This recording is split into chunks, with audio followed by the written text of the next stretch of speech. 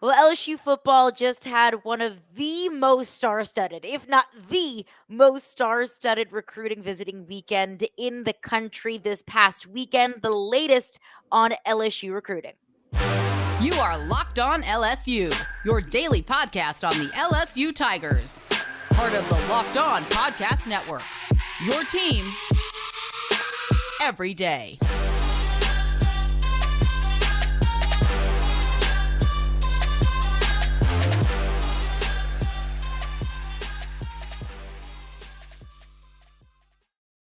All right, what's up, y'all? Welcome into Locked On LSU. Thank you for making us your first listen every single day.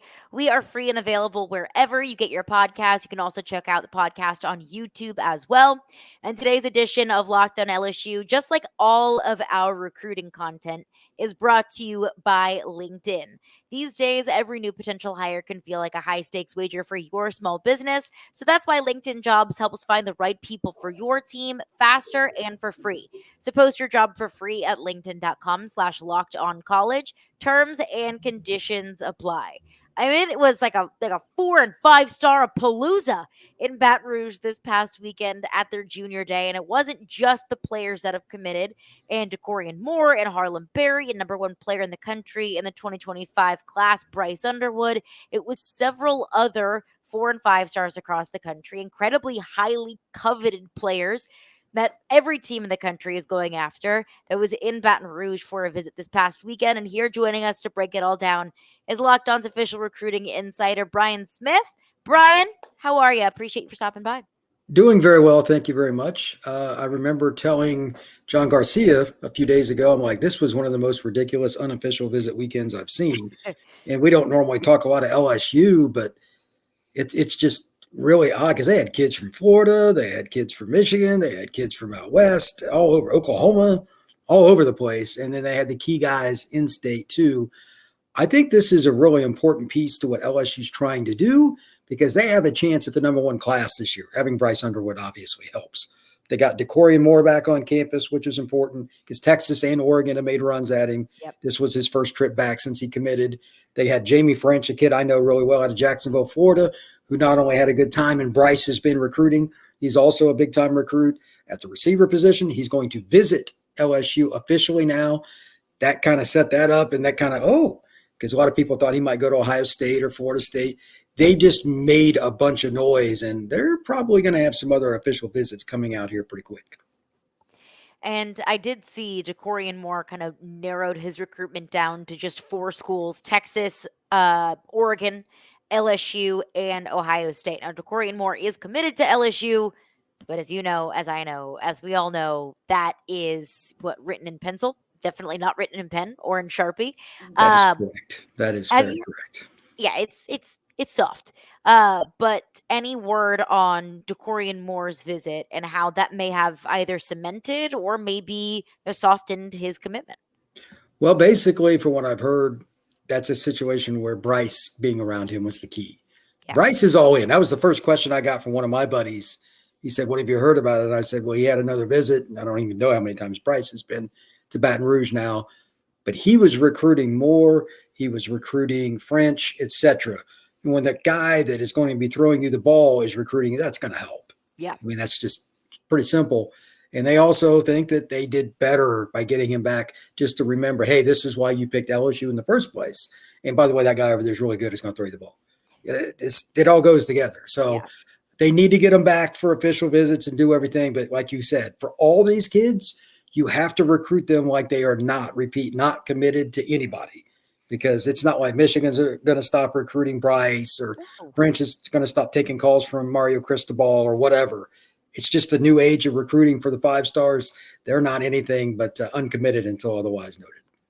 And you mentioned Bryce kind of doing recruiting on his own.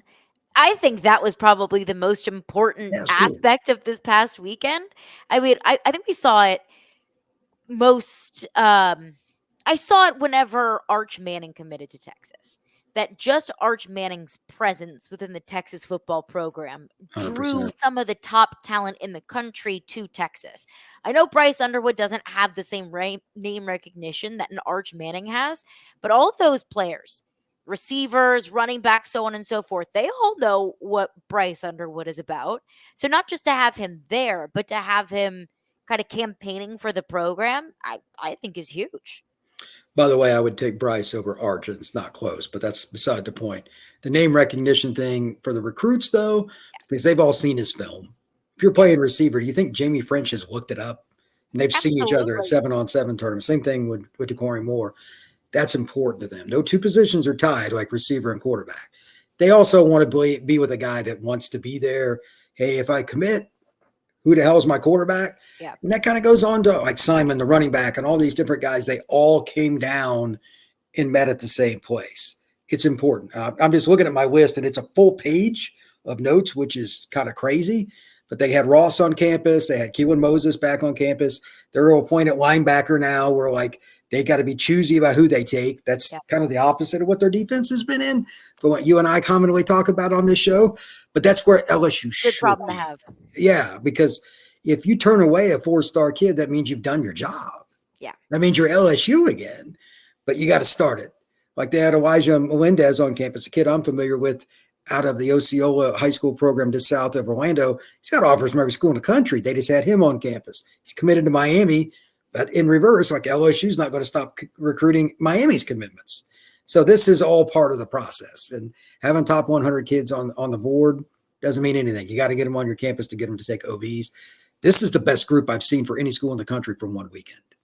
Well, let's get into the weekend. A couple of names that you've already mentioned that I want to get into a little bit further. Mention OVs. Could those potentially be on the horizon for two of the best players at different position groups offensively? We'll get into that with Brian Smith coming up next.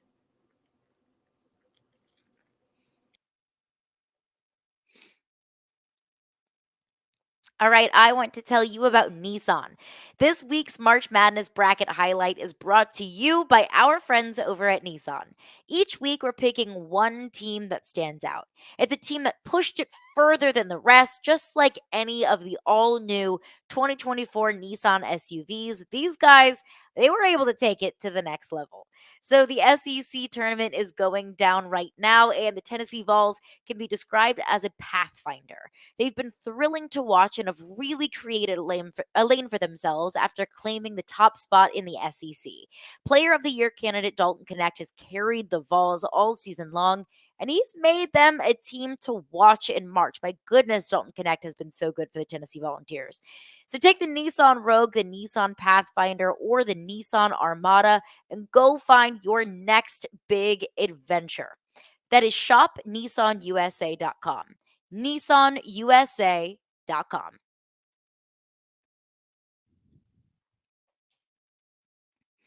Say goodbye to busted brackets because FanDuel lets you bet on every single game of the tournament. Whether you're betting big on a big upset or a one seed, it's time to go dancing on America's #1 sportsbook. Right now, new customers get $200 in bonus bets if your first $5 bet wins. That's right, $200 to use on point spreads, money lines. You can even pick who's going to win it all. And all you have to do is just place a $5 bet and win that bet. And you have $200 to spend on what I think is the best betting month of the year because, of course, March Madness is upon us. So just visit fanduel.com/locked on and bet on college hoops until they cut down the nets. Again, that is fanduel.com/locked on. FanDuel.com/LOCKEDON. FanDuel.com/locked on. All right, rolling along here, Locked On LSU. Today's edition of Locked On LSU is brought to you by LinkedIn Jobs. Always appreciate LinkedIn Jobs for sponsoring all of our recruiting content. A couple of names that you mentioned, Brian, that I want to touch on. First and foremost is a player that the more I hear about and the more I watch is a player that I fall more and more in love with and want him more and more in an LSU uniform, and that is Jamie French. He was at LSU this past weekend. What's the latest that you've heard about wide receiver Jamie French?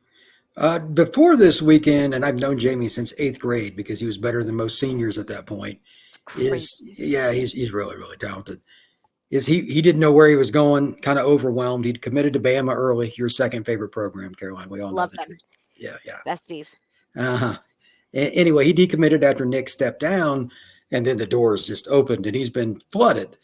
Well, because of Bryce and just because of, it being LSU, he took the trip, and it went, I think, better than expected. And now he's making that visit unofficial. He's going to take one here pretty soon. So LSU might have really opened the door for themselves. Ohio State wants him.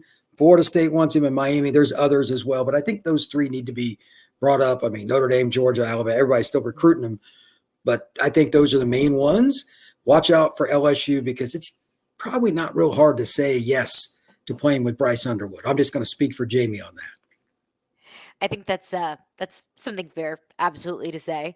Right. Official visit scheduled on the books, I believe, for May for Jamie French, correct? Yes. So what is significant about the month of May, getting him in for an official visit at a time when there's not really a lot going on? Yeah, that's usually the evaluation period, but the NCAA has changed their calendar so much I can't hardly keep up. Changes every 5 seconds. Yeah, it's ruthless. I give up. But anyway, getting him in, usually you want the first or the last visit. So with Bryce being there, I don't think it matters quite as much. But at the same time, they're going to get one of the first. And I expect French to probably make a very late decision. That's why I bring up getting him in now for the unofficial is good. You just want him as many times as possible. I'm sure they'll try to get him back for a game in the fall, whether he does or does not commit to LSU this summer. But they got to get him back several times. I mean, he's been to Florida State, Lord knows how many times. His buddy and teammates, the quarterback that's committed to Florida State. So that's going to help them. Miami's had him multiple times, etc. So it's a long road. Is Florida in on the mix there, or is it long road ahead for the Florida Gators on the recruiting side of things? They're not getting him. Oof. Oof. Ha ha. Yeah, they're in a lot of trouble. T's and P's to the Gators. So Jamie French, one official visit in May. Looking at another player that has kind of felt like since the beginning has been in LSU lean, and that's James Simon. He's a 5-star running back from the Shreveport area. That's the one player in the top 8, 9, 10 players in the state of Louisiana that has not committed to LSU in the 2025 class. He was in Baton Rouge this past weekend. He was at the junior day. What's the latest you've heard about James Simon? LSU feels really good about him, and they probably should. Everybody since the outset has felt that would be his final resting place for a signature, but he's going to take a bunch of visits this spring just to make sure, kind of go through the process. He kind of does things his own way.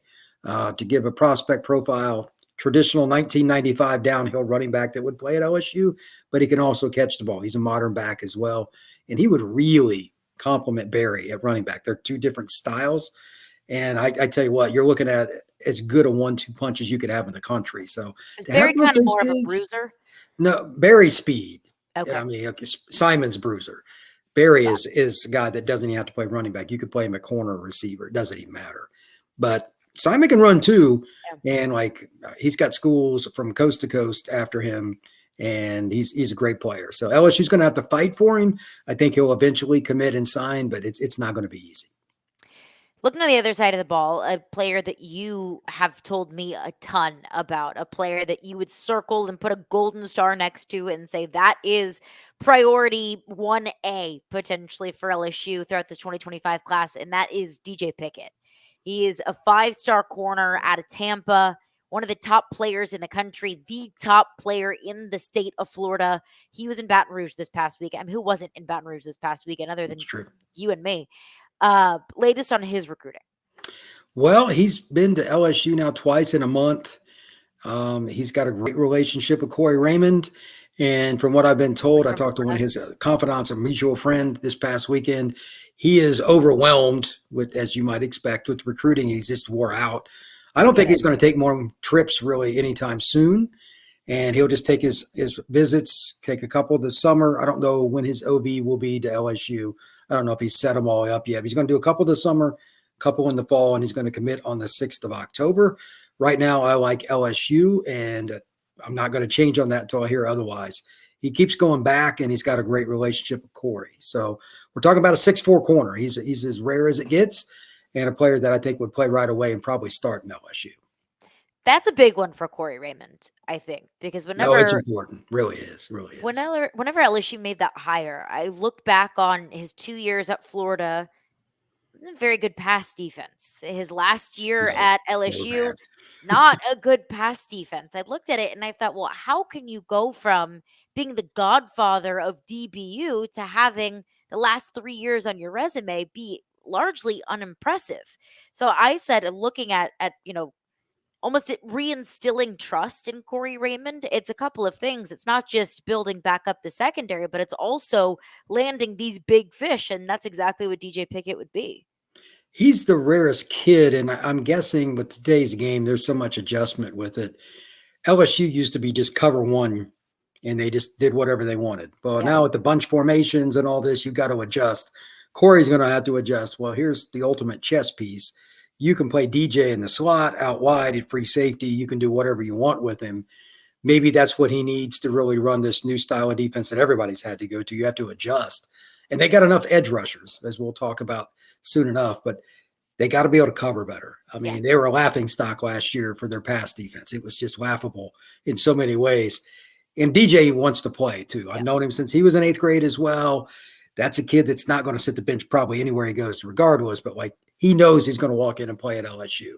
I'm sure that's going to help him because he's always been the best player on every team he's ever been on. So I'd imagine they're going to have a pretty easy time selling him on the vision. And I think he trusts Corey because Corey's been after him forever. So it'll be interesting to see how this plays out. All right, let's stick on the defensive side of the ball. We'll get into that coming up next. 2 position groups that are, I guess, one very much so a dire need for LSU, not just this season, but coming up over the next few seasons. And another position group that traditionally has been really strong at LSU that I feel at least good about in 2024, but you need to build depth moving forward. It's the D tackle position and the linebacker position. And LSU has been working to recruit the future of those positions. And we'll get into a breakdown of both of those positions coming up next here on Locked on LSU.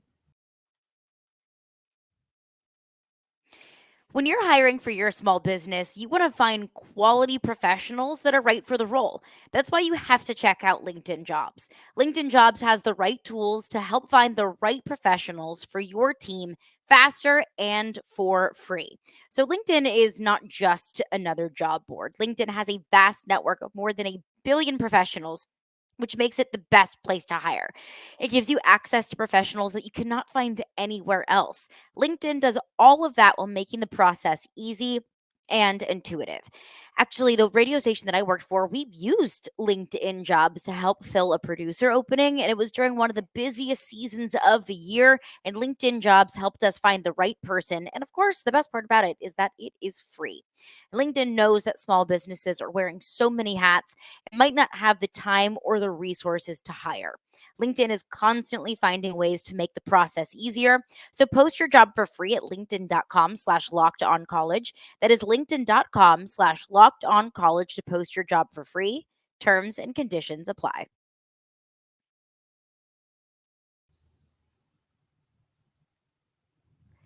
All right, rolling along here, Locked On LSU. Brian Smith, Locked On's official recruiting insider, is with us. Just to reset it, LSU had a massive weekend this past weekend. It was Bryce Underwood, Dakorien Moore, Harlem Berry, Jamie French. I mean, the 4s and 5 stars, the list goes on and on and on. Brian, you and I both know LSU needs help, and they need it desperately at the defensive tackle position. And there's a handful of names and players that LSU has their eye on, but do players like Kevin Otis, Andrew Maddox, Zion Williams, do those players have their eye on LSU as well? Well, I think it's ironic. Louisiana historically is as good per capita at defensive tackle going to the draft literally as any state in the country. But there's always the anomaly, and this year is the anomaly. There's only like one kid in the state they've offered a D tackle, and he's a kid that's going to have to gain weight. He's not going to be an impact kid. They could end up signing him, so I'm not going to talk about him. They need guys that can come in and like help now. Like yesterday. Can you skip your senior year to help? Because probably not going to be good for LSU this fall, but that's another story. The 2 kids I want to start with are from Hattiesburg. We've talked about them before. I think both will end up visiting LSU officially. And that's first off is Kevin Otis. He's out of Hattiesburg High. I've talked about him before. He's a kid that can play the 1-tech, the 3-tech, either spot, and be the ogre in the middle that you have to double team. Tremendous athlete, and he's got the girth to be a guy that's going to get down and dirty. Traditional LSU guy. Yeah. The other kid's Maddox, maybe a little bit different body type, but similar size. He's from right down the street at Oak Grove High School. Both those kids, they're still southern Mississippi. It's not that far to Baton Rouge. So they've got a shot at both of them. They need to get one of the two, is how I look at it. They've always recruited that state well, especially the southern section, because it's a long way to Mississippi State and Ole Miss. It's about the same distance, really, to Baton Rouge. So maybe they get one of them, and I expect, again, both of them to visit. They also have Zion Williams, who they're battling another one of your favorite schools, Texas. I know how much you love the Longhorns. That's a kid in East Texas. Yeah, I knew that was coming. 10-yard penalty. Yeah, well, you would take that in a heartbeat. In a heartbeat. Oh, I'd take it. He's a Lufkin, Texas kid, East Texas. LSU traditionally, even long before you were even born, that's a spot they're going to recruit. And he's a big-time player. They're going to get an OB out of him. That's a possibility. And then I want to finish up with one other kid, Trajan Odom out of North Carolina, which is kind of random. Yeah. But again, this isn't the greatest year in state. He's going to take an OB 6'5", 275, another kid that can play inside. That's the beginning of the list. Like, there's going to be others. And I wouldn't be surprised, Caroline, they're going to try to hit the portal. We know that in spring if they take a JUCO kid. They did it this past year, Sean Washington. If you just take one kid like that a year, take it a D-tackle. Like, freshman D-tackles don't normally play anyway. It's just really hard, especially in the Southeastern Conference. So the best way to do that is recruit guys that got grown man strength that at least been through a JC program, strength program for a couple of years. I think it would be a great idea. I don't know who it would be, but they probably need to take a JUCO kid as well. It seems like LSU's best bets at the defensive tackle position this upcoming season is guys that you just hope turn out to be the players that you need them to be, like a Sean Washington. And look, he's got the size, he's got the athletic ability. He could be. And Dominic McKinley, I'm really excited about his entirety of his career at LSU, but coming in and asking a true freshman to play defensive tackle in the SEC when you're out of conference games or USC and UCLA, to a certain extent, that's unfair. Oh, it absolutely is. You hear the title, the freshman wall, games 9, 10, 11, and 12. If you go, I don't care what position it is, those stats, quarterback, running back, offensive line, defensive line for freshmen, the average is it's like it's a different human being. You can't coach that. Either you've been through a season that long against that large of players or you haven't. So that's why you see the freshman to sophomore jumps. They go through the fall camp is one thing, but they go through the offseason weight program, and then year two, it's different. Well, Dominic's probably going to play more than they want him to. Yeah. Let's see where he's at when he gets to 150 snaps and then on, because most freshmen D-line wouldn't play more than 150 snaps. He'll be at 150, I bet you, by game 8, which is not good. But they just don't have the guys. Yeah. So, I mean, I always joke with you that you need to put that helmet on. We may need you at D-tackle, but they just don't have the bodies. This is the most thin I've ever seen LSU at defensive tackle in my life. That's really what it is bodies. And relying on the spring transfer portal, I think is, I don't want to say a recipe for disaster, but it is a recipe probably for disappointment, because the reason why players enter the transfer portal in the spring, really largely for the most part, I know that there are outstanding circumstances in several cases, but the reason why they're transferring probably is because they're not starting where they're going. So it's not going to be the elite kind of player. It's not going to be Mason Smith or Makai Wingo that you find in the spring transfer portal period. But you just need a warm body to stick out there and say, hey, go do something. Go do something. The one thing, and I don't know how this works, but you know how everybody's got analysts in the back office now. Yeah. Jared Verse at Florida State played at Albany. It's a Division III program that he's going to go in the first round of the draft. LSU needs to find their Jared Verse at defensive tackle this year.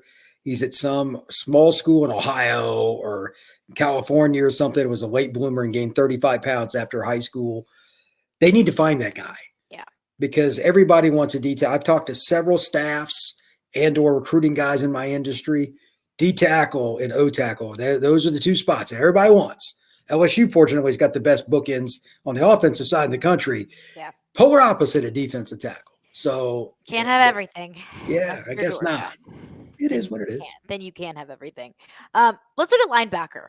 Because you're not going to have Harold Perkins more than likely in the 2025 season. You need to have a constant rotation of linebackers coming into that position. You've gotten a commitment from Baton Rouge kid, U-High kid, Keelan Moses, which I think is like philosophically a great commitment and also X's and O's wise, because everything that I've heard from Keelan Moses, and I know that you're going to put on, your best face in front of the media, but Keelan Moses is saying like, look, I'm excited to be a leader for this group. I want to be a figure for LSU. I want to be a leader and a contributor on and off the field. So it's always great to have guys like that in your corner, guys that want to be, kind of the moral leaders of the locker room. But let's look at outside of the state of Louisiana, who was maybe in Baton Rouge this past weekend or not in Baton Rouge this past weekend that LSU should keep an eye on at the linebacker position. Mill Creek High School, just outside of Atlanta, Luke Metz. Yeah. He's a long kid, very athletic, plays at one of the best programs in the state of Georgia, which, by the way, right now is number one in the country per capita sending kids to the NFL. So that's a good sign. That's a player that they really like and play either inside spot, probably could play outside too. That's a player that they're really after and they're in the mix for. Keelan Moses with him would be a great inside combo. Just going to throw that out there. Elijah Melendez, who I mentioned earlier, he's built like an MMA fighter. That's a kid that's a downhill thumper, was originally a running back, now is going to be an inside backer at the next level, really, really fast. Old school LSU, not necessarily the tallest guy, but man, he could run. And I think that LSU's in the mix after this visit. There was also a couple other kids, but those are the two that I like the best. And then I just want to throw this out there because it's just part of it. I've heard different people around LSU, the Ross kid that's committed, he's undersized. 20 years ago, he would have played strong safety. They'll put 20 pounds on him. He's just under 200 pounds now. That'll be their hybrid linebacker. And if you don't have one of those guys on your roster that's ready to play, what happened to last year to LSU happens again. Yeah, so they found a guy that fits that role. You got to have some guys that can play over the tight end or a big receiver in the slot. Ross is one of those kids. He's not getting any love from the recruiting services, but he's really good. It's what they're now calling the star linebacker position. Correct. That's what Saban called it. And it's a lot of teams use that. It's really hard to fill because you don't know who's going to line up in front of you. It could be a really shifty slot or it could be a tight end. It's a total advantage for the offense. Because you're a linebacker, but you're also kind of a box safety. You're dropping back into coverage, but you're also landing up at the line of scrimmage. It's a very unique position. Yep. I'm excited to see what it looks like in this defense. But Brian Smith, any last thoughts on what you heard or what you took away from this week of recruiting last week for LSU? Stock up for LSU. Recruiting in general. Look for a lot of visits to be announced over the next 30 days. Very good. Love to hear that. Brian Smith, you are the very best. Where can the people find some more of your work? At FBScout_Florida on Twitter. There's all kinds of happenings going on with all those spring practices and LSU included. I'm curious to see who ends up setting these visits because right now is the time that LSU has a chance to solidify a chance at the number one class in the country. Let's get it. Brian, you're the best. We'll chat with you soon. Thank you.